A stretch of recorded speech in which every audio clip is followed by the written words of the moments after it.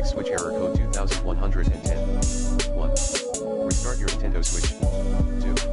Change the DNS settings, server IP, of your Nintendo Switch. 3.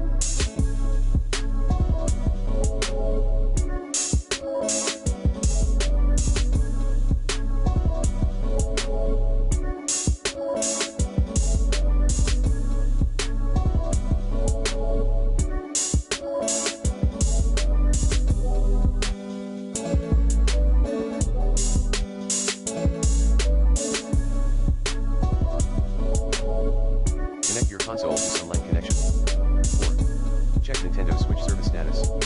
5. Reboot or